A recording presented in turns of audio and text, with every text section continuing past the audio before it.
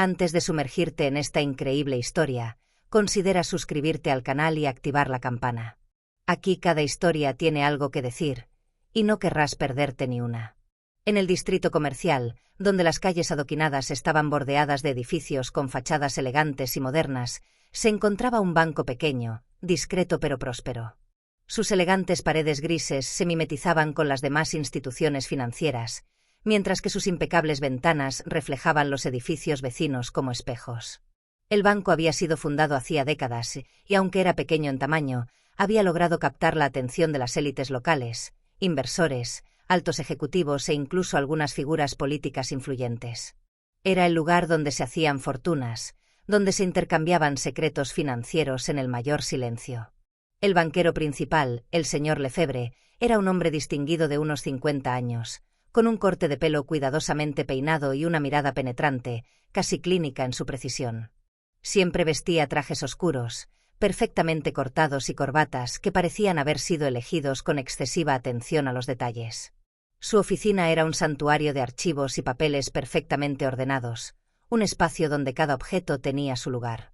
Fue un hombre que creía firmemente en el orden establecido, en una jerarquía de valores y comportamientos, y que se esforzó por imponer esta visión del mundo en sus interacciones cotidianas. Había aprendido desde muy joven que el respeto se ganaba con las apariencias, y él no era de los que cuestionaban esa regla.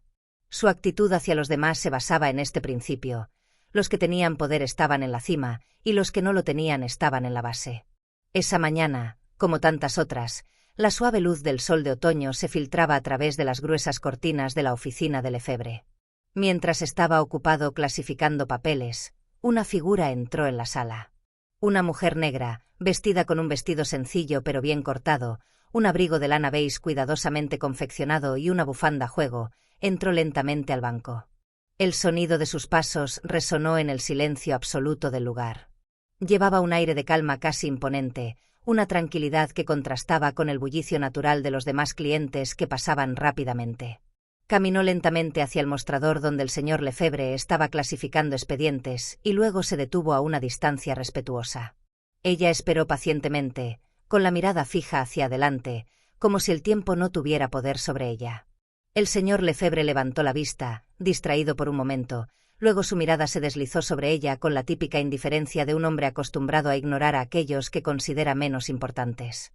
Cuando se dio cuenta de que ella todavía estaba esperando, se aclaró la garganta y, en un tono seco y algo superior, dijo: «¿Qué puedo hacer por usted, señora?».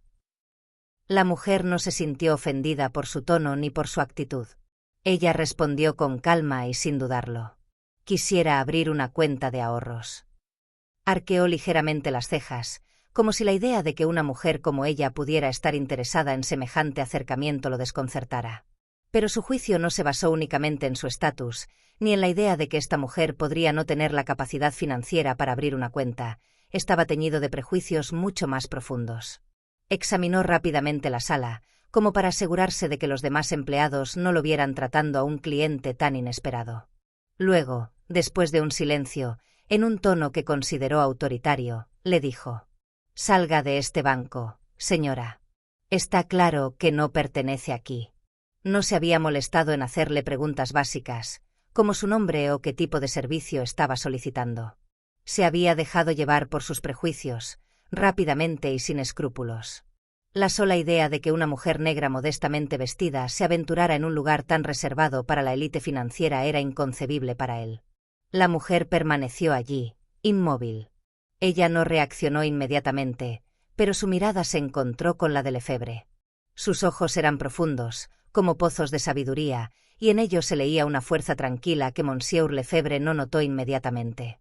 El tiempo pareció detenerse en la habitación a medida que el calor del momento aumentaba, como si el aire mismo se volviera más pesado. Ella estaba esperando. Luego, con una voz tranquila, casi suave, pero con una firmeza subyacente, dijo: «Vine aquí por una razón, señor Lefebvre». Sorprendido, se detuvo por un momento, con el rostro congelado. ¿Cómo sabía su nombre? Él había pronunciado su nombre en voz alta al despedirla, pero eso solo lo confundió más. Era un hombre que siempre se consideró dueño de la situación, un hombre que, en la superficie, controlaba todo lo que le rodeaba.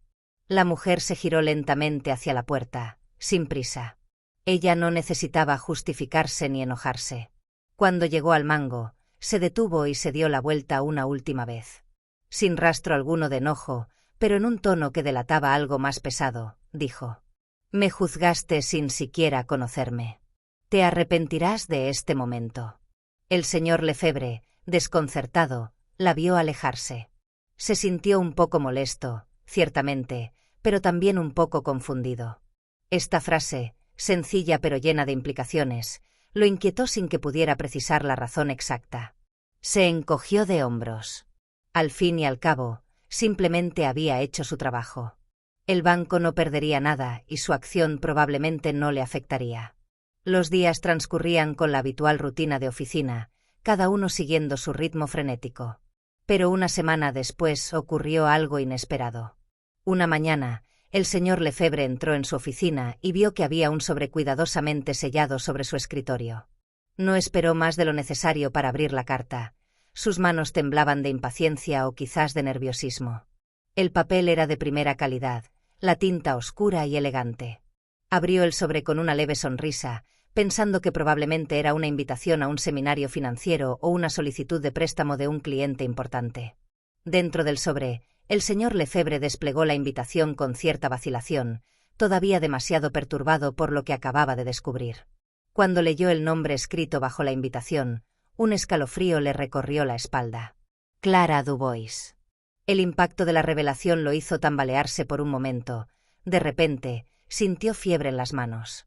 Clara Dubois. Inmediatamente recordó el incidente en el banco. A esta mujer la había tratado con fría indiferencia, incluso con un desprecio sin sentido. Recordó su mirada inquebrantable mientras la ahuyentaba como a una intrusa. En ese momento, la veía como una figura demasiado común para ser parte del mundo que él consideraba suyo. Un mundo donde el valor de una persona se juzgaba por su apariencia, su estatus, su lugar en la sociedad. Pero él acababa de darse cuenta de lo equivocado que había sido su juicio, y no fue solo un momento de humillación para ella, sino también para él. El nombre Clara Dubois no era solo un nombre. Fue la de una mujer que redefinió por sí sola el mundo de los negocios. Ella había construido su imperio desafiando todas las expectativas y derribando estereotipos. Y él, en su arrogancia, había ayudado a perpetuar la idea de que algunas personas nunca estuvieron destinadas a ocupar esos espacios de élite. El señor Lefebvre ahora sentía el dolor del peso de su propia ignorancia y arrogancia. Cuando llegó a la conferencia ese viernes por la mañana, la sensación de ansiedad que lo embargaba era insoportable. Sintió que sus pasos resonaban demasiado fuerte en el vasto y moderno salón del recinto. Cada movimiento parecía amplificado por la vergüenza que llevaba dentro, como una sombra que no se disipaba. Se abrió paso entre la multitud de invitados, examinando los rostros con palpable nerviosismo. Entonces finalmente la distinguió, en un rincón de la habitación, sola y tranquila, rodeada de algunas figuras de la élite financiera. Había algo magnético en ella. No era solo su apariencia, elegante y segura, sino el aura que irradiaba. Clara Dubois era la encarnación misma de la independencia, el poder silencioso y la inteligencia. Ella no lo había visto. Probablemente ella nunca supo lo avergonzada que estaba por juzgarla de esa manera. El señor Lefebvre dudó un momento antes de acercarse.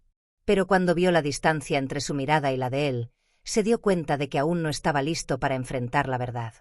No estaba dispuesto a admitir en público la profundidad de su error, a revelarlo ante sus pares, a cuestionar todo lo que había construido sobre los frágiles cimientos de sus prejuicios. La tentación de huir del enfrentamiento fue más fuerte, pero al alejarse se dio cuenta de que no se trataba de un simple paso en falso. Este no fue un incidente aislado. Había sido cómplice de un sistema que había alimentado su ego, que lo había cegado a la verdadera esencia de las personas que conocía. Cada decisión tomada a la ligera, cada juicio hecho sin reflexión, había contribuido a construir esta sociedad de estándares fijos donde algunos eran dejados de lado, sin siquiera ser considerados por lo que realmente eran. En el fondo, sabía que su conciencia no era suficiente. Él era solo un engranaje de un sistema mucho más amplio de desigualdad social, racial y económica que moldeaba todo lo que lo rodeaba. Pero, en ese mismo momento, se dio cuenta de que tenía que tomar la decisión de cambiar. No mañana. No en unos meses. Ahora. En un pesado silencio, el señor Lefebvre se dirigió hacia la salida, sintiendo el calor de la vergüenza, pero también un atisbo de esperanza. Este momento, este encuentro casual con Clara Dubois, marcaría un punto de inflexión. Si aún no estaba dispuesto a enmendarlo, sabía que el camino que tenía por delante sería el de cuestionarse, el de desaprender sus certezas y el del surgimiento de una nueva forma de respeto hacia aquellos a quienes alguna vez había despreciado. Ahora solo sabía una cosa: ya no podía cerrar los ojos.